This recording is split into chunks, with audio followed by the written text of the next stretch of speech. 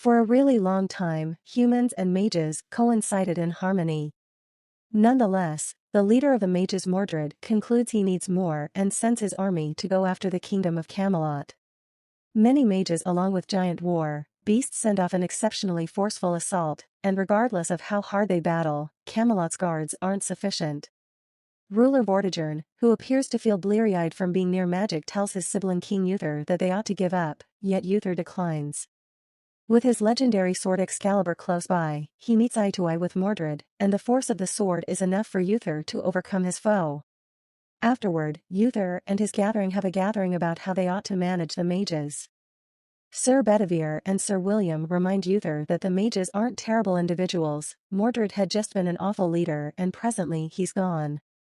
All things considered, it was Mage Merlin who gave Uther the sword, and Vortigern himself contemplated with the mages a couple of years prior. Uther sees their point and consents to drop a wide range of hostility against the mages, which Vortigern doesn't endorse. Around midnight, Vortigern advises his men to prepare and takes his significant other to a mystery underground room in the castle to forfeit her to the moat hags in return for power. As Vortigern's soldiers start taking over the castle, Uther races to awaken his better half and his son Arthur to get away from through the docks. Nonetheless, a demon knight finds them and kills the couple while the child gets away from a boat that the waterway takes the whole way to Londinium. The boat is found by Lucy and her kindred called young ladies, so little Arthur experiences childhood in a bawdy house thinking he's the charlatan son of one of the working women while Vortigern assumes control over the throne. Arthur is harassed by different children in the area. In this manner he asks the kung fu master George to show him how to battle. Arthur starts fostering his road smarts and guards the call young ladies from forceful clients while engaging with the nearby crime scene and setting aside the cash he makes in a mystery spot on the wall.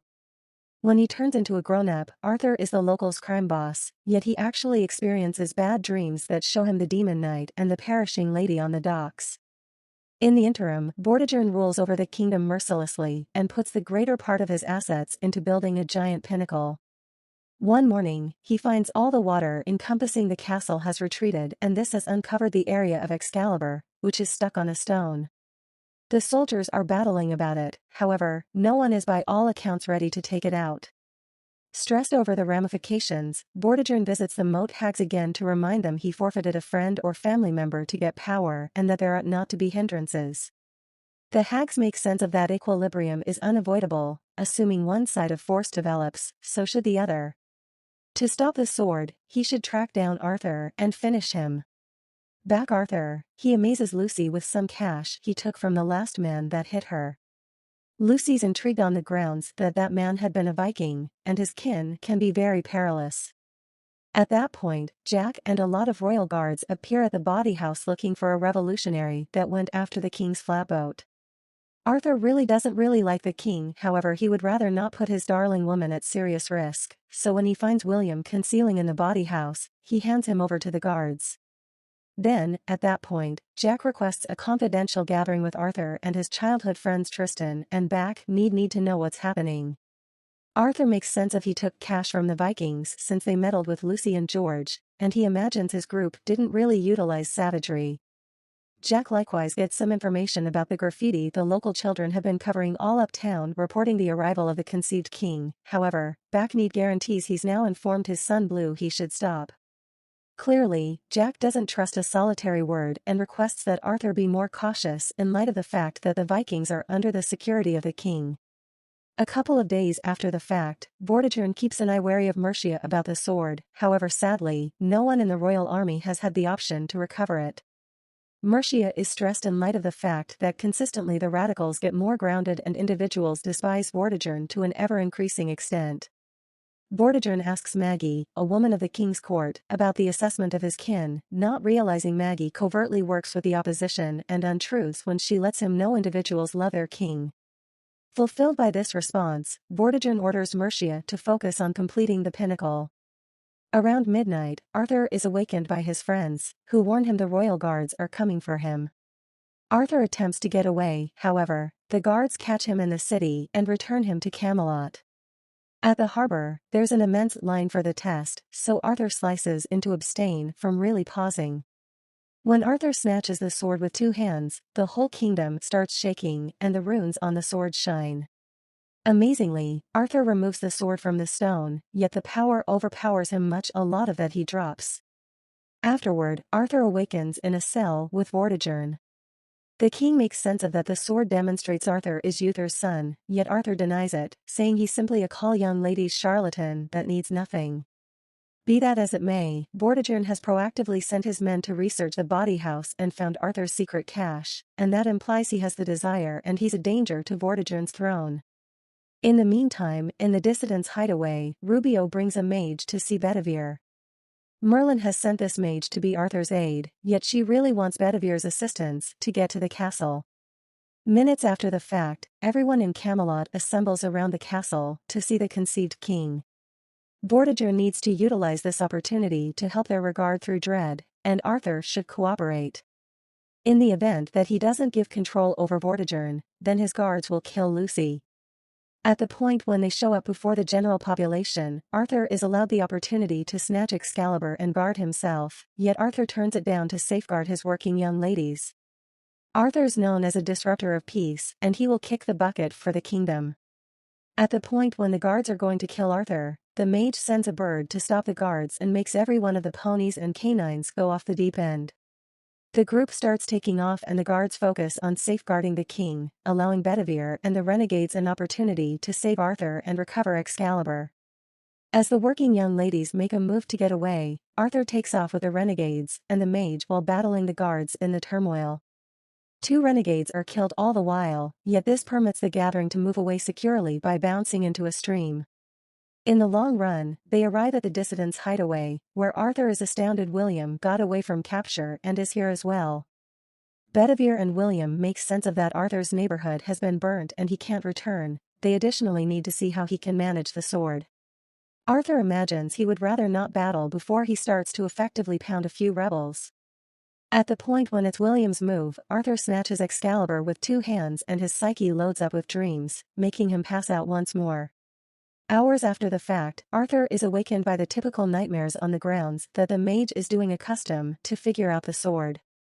This time, the horrible shows his more youthful self giving the sword to Uther, which makes sense of the scars he's constantly had on his hands.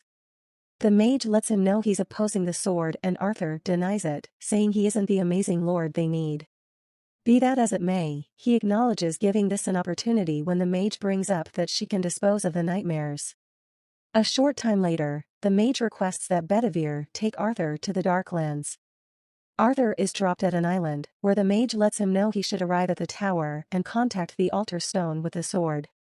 Arthur isn't excessively stressed on the grounds that he thinks it'll be very much like setting up camp, yet after he's let be he discovers that the island is loaded with startling animals. This forces him to utilize the sword more to protect himself, killing any beast that impedes him. Following a couple of long periods of crude endurance, Arthur arrives at the highest point of an old tower and puts the sword on the altar stone, which promptly sparkles and frightens all beasts off. The magic assumes control over Arthur's brain and shows him the full memory of the night his family kicked the bucket. The demon knight killed the queen, so Uther pursued the knight with Excalibur. During the battle, Uther dropped his sword, and little Arthur gave it back before his dad advised him to run. Little Arthur bounced on the boat and let the waterway guide him as he shut his eyes not to observe his dad's demise. Excalibur fell on the rear of Uther's body, changing him into the stone that brought the sword down into the water. The demon knight removed his magical veil and uncovered his character to be Vortigern, who arranged this entire thing deliberately. After the vision, Arthur drops and he should be protected by Bedivere and the mage. Arthur understands that the island tower is equivalent to the one Vortigern is building in Camelot, and the mage makes sense of Vortigern will become as powerful as Mordred when he completes it. That is the reason the sword showed up at this point. Bedivere brings up it was Vortigern who began the conflict against the mages in any case. He made an arrangement that he would impart power to Mordred assuming he killed Uther. Mordred acknowledged, killed the mage ruler, and took the royal staff to the tower to open the dark forces. In any case, Merlin took the staff later and made Excalibur with it, utilizing it to obliterate the tower. Then, at that point, he gave Excalibur to the woman of the lake, who bound it to Uther's bloodline. At the point when they return to the hideaway, Arthur's companions are hanging tight for him, and they affirm their neighborhood has been torched by Jack and Mercia while searching for him. They figured out how to save the functioning young ladies and a couple of companions, yet a great many people took off. This makes Arthur enraged, and he concludes he'll kill Vortigern as retribution. Subsequently, Arthur acquaints his companions with the rebels, and they start making an arrangement. William needs to meet with the barons from the main families in the kingdom to request their help, yet Arthur rejects it. He brings up that those luxurious rulers could never acknowledge him as a pioneer for being an unfortunate person with no schooling, and the rebels should be the ones in control. All things considered, Arthur proposes to draw Vortigern out of the castle and make him come to Londinium by harming what he thinks often about the most, the tower. They start by sinking the canal boats, conveying the stockpile of stone and obstructing the stream. Then they utilize William's data on the ruler's transportation courses to save every one of the children that are being utilized as slaves. One of the functioning women knows the man that provisions cognac to Vortigern's #1 royal residence, so they use it to explode the premises. This large number of forces Vortigern to make an arrangement with the Vikings, regardless of whether means tolerating obscure terms. Prior to leaving, the Vikings show stress over Vortigern losing his power since they likewise heard bits of hearsay about the conceived ruler. Frantic to recover control, Vortigern requires a gathering with every one of the barons in Londinium, then, at that point, he goes to the power to start expanding his powers. Minutes after the fact, Maggie shows up at the hideaway and educates everybody regarding Vortigern's approaching gathering, moving the rebels to make an arrangement to kill Vortigern when he visits Londinium. They need a protected building to shoot from, so William demonstrates he can kill anybody with his bow from 175 yards. At the point when the day comes, Arthur watches the Lord show up in a carriage and he can't resist the urge to think this is excessively simple. It turns out this is every one of the snares and Vortigern is stowing away with Maggie in a boat since he realizes she is spying on him and utilizing her to set this up. Arthur can perceive the Lord on the road as an actor, yet William chooses to shoot in any case to kill Mercia. The guards promptly raise the alert and start scanning the town for the rebels. Arthur's gathering attempts to conceal in the group, however, the guards find them and a furious fight starts, during which Backmead gets injured. He advises them to go on without him, and the gathering keeps on battling through the roads, making Rubio get injured too. Rubio stays behind too to divert the guards while the gathering slips into George's school since he has a mystery tunnel they can use to get away. Be that as it may, everybody here will not be running weaklings and they stay to battle. The guards burst in and a gigantic fight starts during which the mage attempts to help by telling her birds. Her arrangement doesn't work and she gets caught, which drives Arthur so crazy that he snatches Excalibur with 2 hands and losses the whole army in no time. This demonstration of power is seen by the neighbors through their windows. A while later, the rebels conceal in a protected house and choose to hold on until dark for Backmead and Blue. In the city, individuals are beginning to revolt on the grounds that the account of Arthur's powers is spreading, yet Arthur actually doesn't have any desire to lead. Hours after the fact, Blue carries Backmead to the protected house, yet Backmead knows he's withering and advises Arthur to leave without him. Arthur hauls Blue away just before Vortigern shows up with his guards, who found a safe house when they chased after the youngster. Backmead professes to not know anything, however, the cross-examination is intruded on by Blue, who has returned on the grounds that he won't forsake his dad. Detecting the danger, Blue imagines he's simply the cleaner and that he doesn't be aware of Backmead. Vortigern doesn't trust him and scales Backmead's ear as a test, making Blue begin shouting. Arthur returns and gets a gatekeeper as a danger, so Vortigern answers by killing Backmead. This interruption permits Arthur to get Blue and race to the boats, and presently the rebels can finally escape securely. A short time later, Vortigern orders his guards to catch or kill any individual that is attempting to rebel in the city. At the point when they return to the refuge, Arthur contemplates every one of the lives that were lost only for him, so he chooses to toss the sword into the lake and take off. The sword is tracked down by the woman of the lake and when Arthur falls in the mud, the woman snatches him to bring him into her refuge and show him how Vortigern will respond in the event that he isn't halted. Arthur watches a dream of Camelot totally in ruins under Vortigern's remorselessness and lastly acknowledges the sword. Prior to giving up, the woman advises him that Vortigern should be battled in the tower and Arthur should trust the mage. At the point when the rebels track down Arthur, he's thundering with the power of the sparkling sword. In the meantime, Vortigern catches Rubio and harms him until he surrenders Data. Minutes after the fact, Arthur learns that uproars are spreading all around the country in his name. Arthur declares he's prepared to simply jump in and assume control over the castle, so the rebels return to the hideaway to prepare. Unfortunately, they find a slaughter hanging tight for themselves and a royal gatekeeper with a message from Vortigern: Arthur should go to the castle before dark, or they'll kill Blue and the mage. The one that goes to the castle is Bedivere, in light of the fact that he needs to check it's actually the hostages are alive. Vortigern acknowledges to trade Excalibur for the mage and hangs tight for Arthur until morning. Once the mage reunites with the rebels, she chooses that now is the right time to stir what's inside Arthur. She summons a snake that chomps Arthur's neck, and its poison makes him ready to see every one of the magical animals that conceal in nature. The mage likewise guarantees this poison will safeguard him later. A couple of hours after the fact, Arthur shows up at the castle while the mage makes her hawk drop a snake inside. Arthur is taken to see the ruler, yet when Vortigern's going to kill his nephew, he sees the snake on a support point. Vortigern kills the snake and accidentally stalls the sword out in the stone, so presently he can't take it out. At that point, the mage sends a monster snake into the castle and the monster kills every one of the guards while Arthur recovers Excalibur. On the roads, the rebels salvage every one of the detainees to rouse them to restart the mobs. Vortigern needs more power and the hags remind him there's a cost for it. Seeing no other decision, Vortigern searches for his girl and kills her as he cries in misery. Then he takes the body to the hags and turns into the demon knight once more.